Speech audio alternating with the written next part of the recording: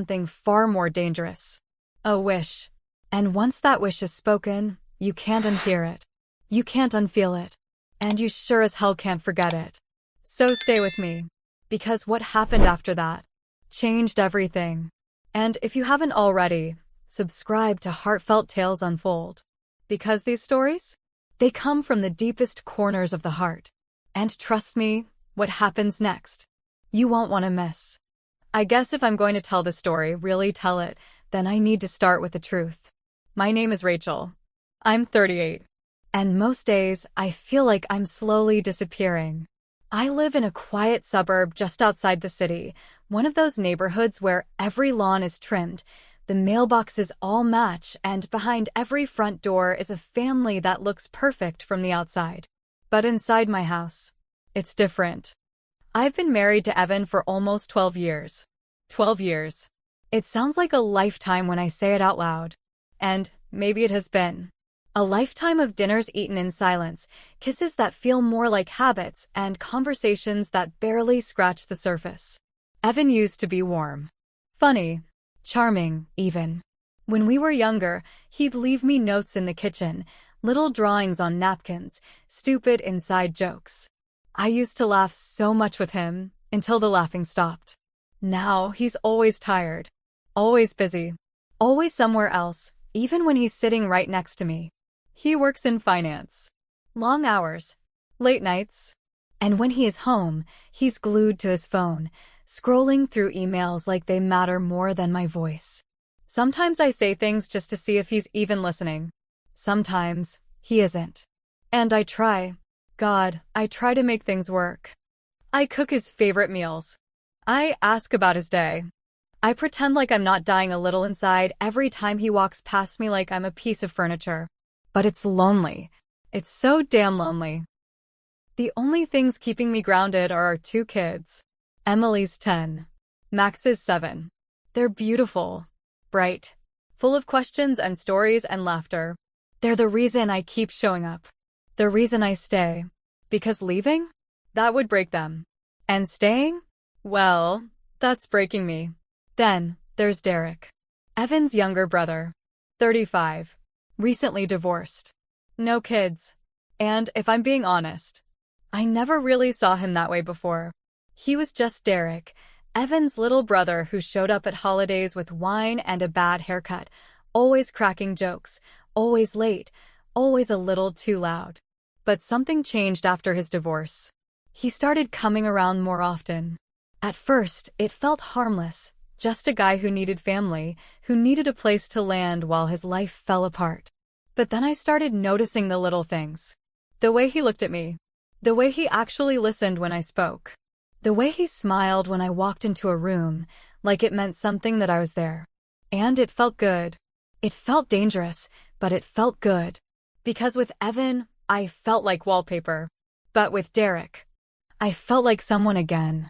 I remember one night, Evan had fallen asleep on the couch with his phone still in his hand. I was in the kitchen, doing dishes I hadn't even used. Derek came up behind me and dried a plate I didn't ask him to. We talked about nothing: movies, the weather, memories from childhood. But there was this pause, this beat in the conversation where he looked at me a little too long. And I felt it. That shift. That spark. The unspoken thing hanging in the air between us. I looked away first. But I felt it. And that moment, that tiny, quiet moment, echoed louder in my chest than any fight I'd ever had with Evan. It was in the little things. The way Derek asked how I was really doing. The way he offered to fix the cabinet Evan had been ignoring for months. The way he noticed when I changed my hair. I started wearing lipstick again. I started looking at myself in the mirror a little longer before going downstairs. Not for Evan. For Derek. Or maybe just for me. But Derek was the reason I remembered I existed. And that scared me. Because I knew what it meant. And I didn't want to admit it. But when someone sees you, when they really see you in a way you've been aching to be seen, it's almost impossible to ignore. And no matter how wrong it felt, there was something inside me that didn't want it to stop. It happened on a Saturday. We were hosting one of those casual family dinners, nothing fancy, just grilled chicken, mashed potatoes, a salad Evan barely touched. Evan's parents were out of town, so Derek came alone. He showed up with a bottle of red wine, 2 degrees too confident, and that crooked smile that always felt like it held a secret. I opened the door, still in my apron, hair pulled back, kids running around like the world was made of sugar. He looked at me and said, "Wow, you actually look more stunning with flour on your cheek." I didn't know that was possible. I laughed. I told him to shut up and come in. But something inside me fluttered, quick, electric, undeniable. He always had a way of saying things with that little twinkle in his eye, like he was joking, but maybe he wasn't. Dinner was fine. Well, it was fine technically. Evan barely said a word, his eyes glued to his phone most of the time. Max spilled juice. Emily whined about the broccoli. I was bouncing between plates and napkins, trying to keep the peace like I always did. And then there was Derek, slouched comfortably at the table, watching it all unfold like he was both amused and quietly observant. At one point, I asked Evan if he liked the chicken. He didn't even look up. Just said, "Yeah, it's good," while typing something out on his screen. And that's when Derek, without missing a beat, looked at me and said, "You know, if someone cooked like that for me, I'd at least pretend to pay attention." He said it with a grin. Everyone laughed, including Evan, because it sounded like a joke. But I knew it wasn't. Not really. Not to me. After dinner, Evan disappeared upstairs, probably to take a call or answer more emails. The kids went off to the living room with a movie. And there I was, standing at the sink again, hands in soapy water, the house humming with quiet. Derek came into the kitchen, rolling up his sleeves. "Need help?" I said no, but he stayed anyway, drying plates, leaning on the counter like he had all the time in the world. And then, as I was rinsing a glass, he said it. Soft. Low. Careful. "I don't know how he doesn't see you." There was a pause. "Then I would," and just like that, he stopped himself. Like, even he realized he'd gone too far. Or maybe he wanted to leave just enough unsaid. I turned to look at him. And we locked eyes. I should have said something light. I should have made a joke. But my throat felt tight and my heart. My heart was doing that stupid thing it hadn't done in years. It was racing. I laughed. A nervous, awkward laugh that didn't sound like me. And I said, "Stop it." He smiled. But it wasn't the usual teasing kind of smile. This one lingered. Held something deeper. Something real. And for the rest of the night, I couldn't stop thinking about it. That sentence he didn't finish. The way he looked at me like I was something precious in a world that had long stopped paying attention. I told myself it was just a compliment. Just Derek being Derek. But deep down, I knew. It was just a compliment, right? That night, I couldn't sleep. Evan lay beside me, snoring softly, his back turned, like always. I stared at the ceiling, eyes wide open, hearing Derek's voice echo over and over in my head. "I don't know how he doesn't see you." I would. Those words looped like a melody I couldn't shut off. I told myself it didn't mean anything. That it was just Derek being, well, Derek. Charming. Flirtatious. A little too bold after a glass of wine. But no matter how many times I tried to explain it away, the feeling stayed. It wasn't what he said. It was how he said it. Like he meant it. Like he'd been holding it in for a long, long time. And that did something to me. I turned onto my side, facing Evan's back. I watched his shoulder rise and fall, steady and indifferent. And suddenly, I felt like I was lying next to a stranger. When did it get this cold between us? I thought back to our last anniversary. 12 years. I spent the afternoon cooking his favorite meal, bought a new dress, lit candles. He showed up an hour late, handed me a gift bag with a generic perfume bottle, and said, "Happy anniversary," while checking a work text. We ate in silence. And later that night, when we made love, it felt more like an obligation than anything else. His hands were there. His body was there. But his mind, his heart, was somewhere else entirely. It's strange how someone can share your bed and still be miles away. I used to think love faded slowly. But now I know, sometimes it just vanishes. I kept telling myself nothing happened with Derek. I didn't cross a line. I didn't do anything wrong. I'm a loyal wife. I am. But the truth is, even if nothing physical happened, something inside me shifted. And I felt it every time Derek's name came up. Every time his car pulled into the driveway. Every time his eyes found mine across a room. I started writing again. Not anything public. Just a journal I kept tucked away in my nightstand, behind old photo albums. At first, it was just thoughts. Fragments. But somehow, Derek's name found its way into every entry. I wrote about the way he smiled. The way he laughed at my terrible jokes. The way he leaned in just a little closer when we talked. I told myself I was just observing. Processing. But deep down, I knew. I started noticing things I hadn't before. The way he always brought me my favorite chocolate when he visited. The way he remembered tiny details, like the book I was reading or the scent of my shampoo. The way he looked at me like I mattered. And then, I started doing things too. Little things. I wore lipstick when I knew he was coming over. I'd change into something just a little more flattering, nothing too obvious, but enough to feel seen. I'd spritz perfume right before he arrived. There was a moment, just a small one, where I caught myself smiling at the mirror before heading downstairs to greet him. And it scared me. Because that smile, it wasn't for Evan. It was for Derek. But I kept pretending. Pretending I was fine. Pretending it was all harmless.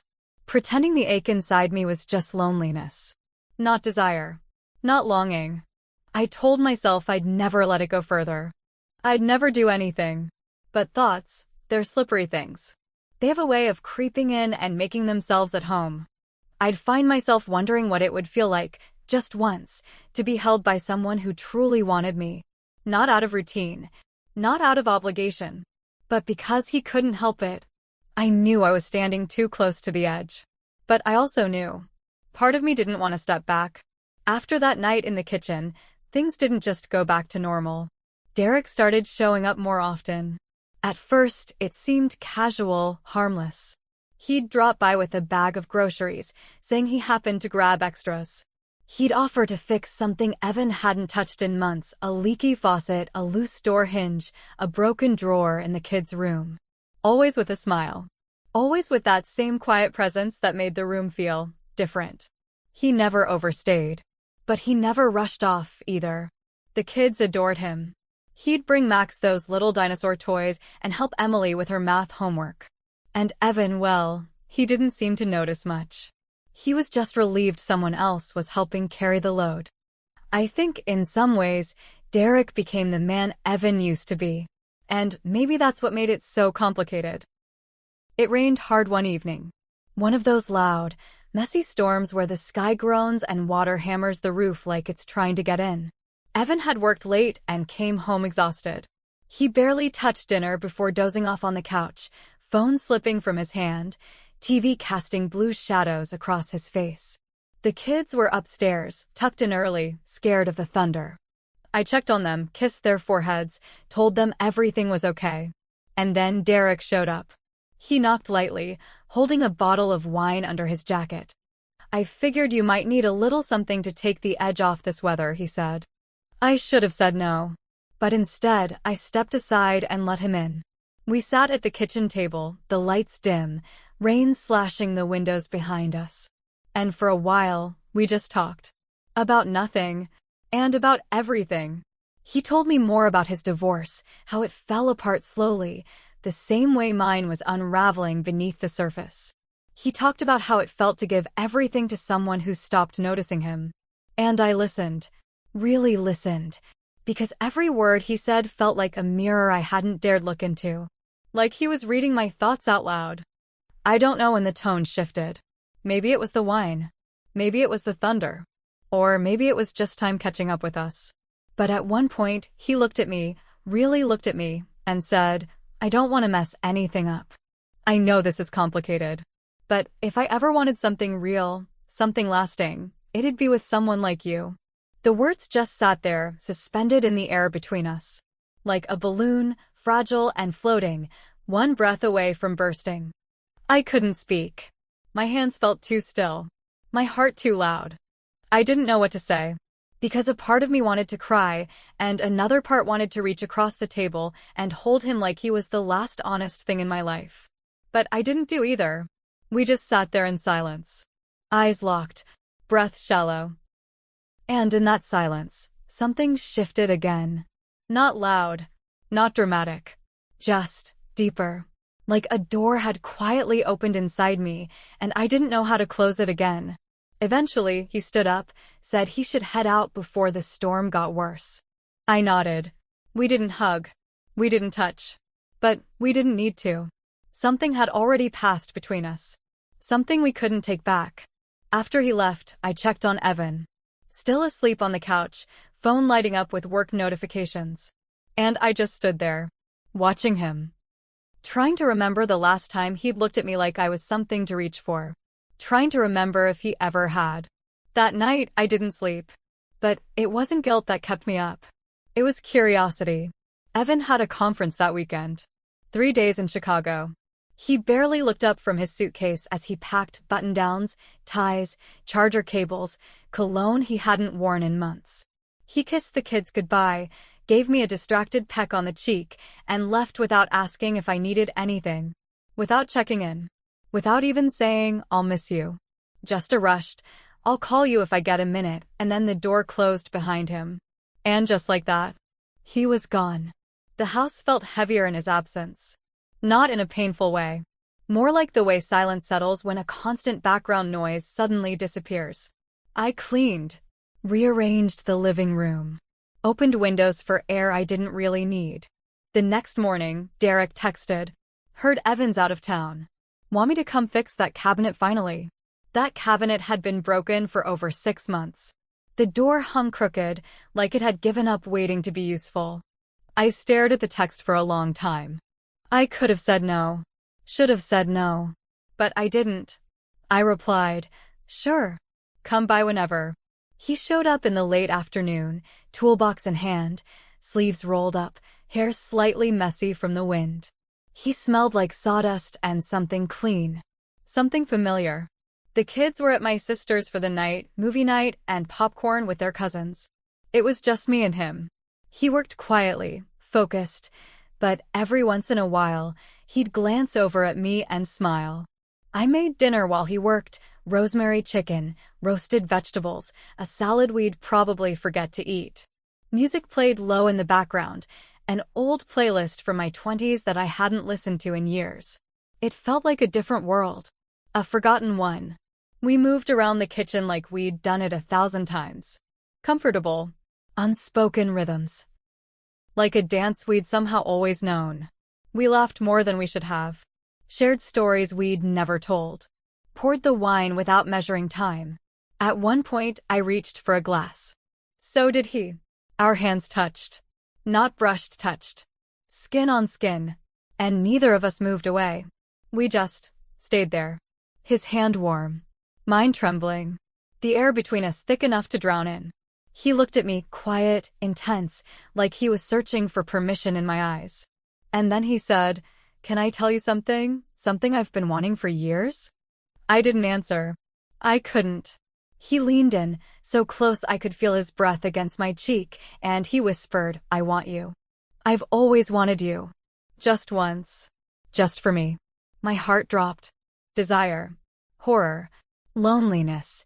It all hit me at once, colliding in my chest like a car crash I couldn't stop watching. I didn't know what to say. Didn't know what I was anymore. I wanted to run. I wanted to scream. I wanted to fall into his arms and forget everything. But I didn't do any of those things. Instead, I kissed him. Slow, hesitant, shaky, like my whole body was asking why even as it leaned in.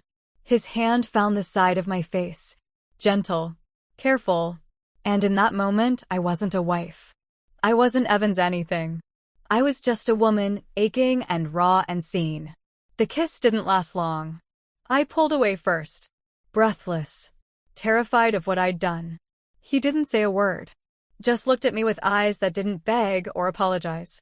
And I stood there, hands shaking, pulse pounding, lips still burning. And then, I did something I never thought I would do. The moment the kiss ended, silence rushed in like a wave. Not peaceful silence. Not the kind that wraps you in calm. This one was thick, awkward, loud in a way that made every breath feel too sharp. I couldn't look at him. I turned away, grabbed the nearest dish, started rinsing it like it suddenly needed to be cleaned right then and there. He stood there behind me for a few seconds. Quiet, still, heavy. Then I heard him sigh. "I'm sorry," he said. His voice wasn't smooth this time. It was lower, tighter. "I didn't mean to push you. But I meant every word." And then he left. Just like that. No door slam. No dramatic goodbye. Just the soft click of the front door closing, and I was alone again.